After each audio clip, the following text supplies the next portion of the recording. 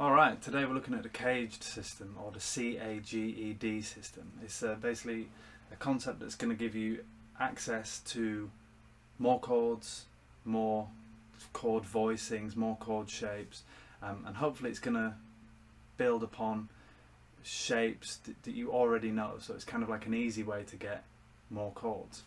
Let me give you an example of what I mean with a sequence using chords from the CAGED system.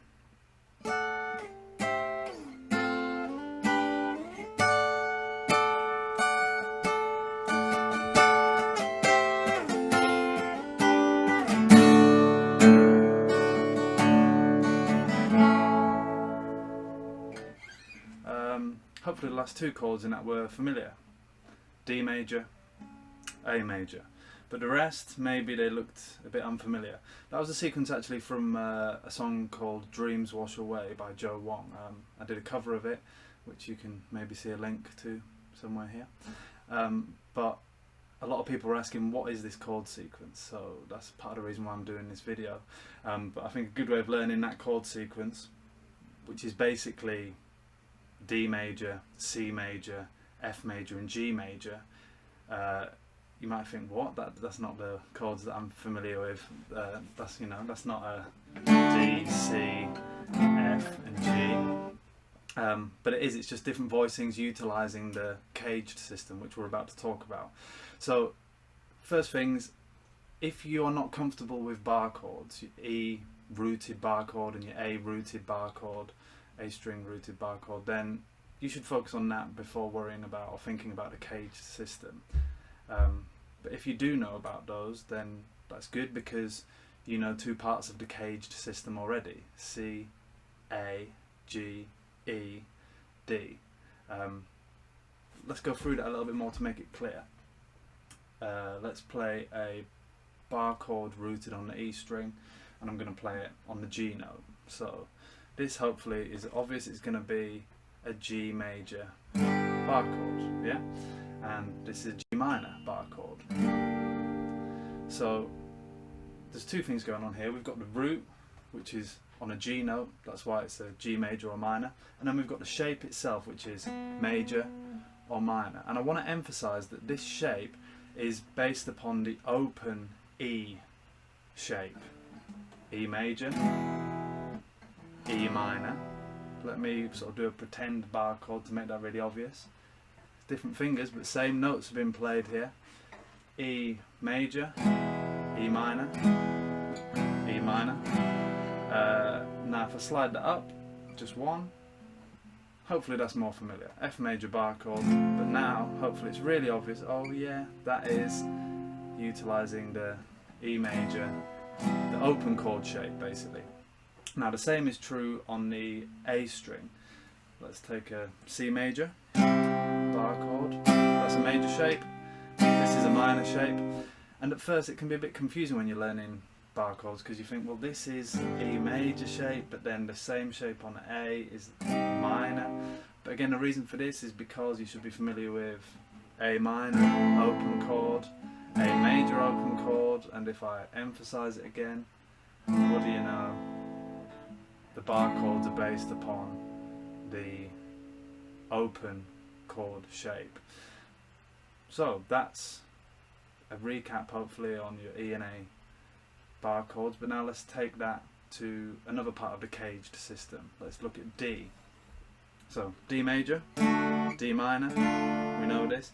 Let's do a pretend bar to sort of emphasize what other note has been played in this chord. So let's do a D minor, and look, it's just that D string open, yeah? So again, might look a bit strange with different fingering, but this is just the D minor. And then if I slide it up, 1, 2, I'm now playing an E minor, but with this D minor shape bar. And if I switch that to major, yeah, you follow that?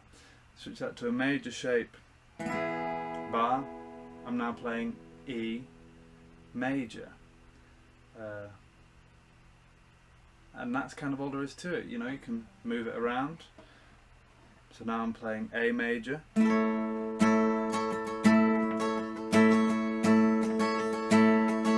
It sounds different. Not necessarily better or worse, it's just different. It just gives you more options, more voicings. A flat, minor. Yeah, so we can just use the D minor or major shape, being aware of where the root is, to get these new chord voicings and new chord shapes. Let's jump back to that sequence I looked at earlier and figure out why that was D, C, F and G. So I wasn't playing the full D shape bar from the CAGED system. I was only playing the top 3 notes, but if I switch fingering, you know, hopefully we can see now. Again, I was playing it like that. So I'm not using this finger for the root, but the root, although the root D is here in an open D, we've also got a D note here on this higher note of the B string in the D shape. So when I'm up here, that basically means this is a D. It should kind of be obvious because it's just like a D shape here, an octave higher. So that's a D. This note is a D. Then I'm dropping down 2 frets, becomes a C, but I'm still doing that major D shape, just again without the root. So it's like if you see someone playing a chord like this, that's really just still a C major bar chord rooted on A, but it's kind of like a higher voicing of it, which is a fine thing to do, nice thing. So D, C, F, G, and why not do an A minor after it? Yeah. So it's just different ways of using these CAGED system shapes. Within them are their own voicings, just like you can play a bar chord in different ways. So we've covered A, E and D. I just want to quickly go over the final 2 parts of the CAGED system, C and G. Whereas A, E and D, we're using both the major and the minor shapes, generally we tend to play only the major G up here. If you're doing the G minor, you're doing it as like a E-shaped bar chord. Same with C. It's generally just like a C major shape. You don't too often get like a C minor shape up here. So if you want to use minor versions of that, you can. They're just a little bit more tricky to finger, but I just want to point out how you do a G. So again, G, the root is here, 3rd fret on the E. We're going to switch this to that pretend bar to make it obvious where the finger needs to go, and then let's slide it up. So now it can be a bit awkward, some of these shapes, especially the G, but you'll get used to it and it can sound really nice sometimes. This is an A major chord using the G shaped bar, and that's all there is to it really. Same with the C. See here, pretend bar, so switching the fingers, which I know is a bit confusing at first, but you'll get used to it. And then this is my root, so let's move my root to say an F. Do that same C shape, a really nice way. Just getting access to any chord you want really, any sort of triad chord you want.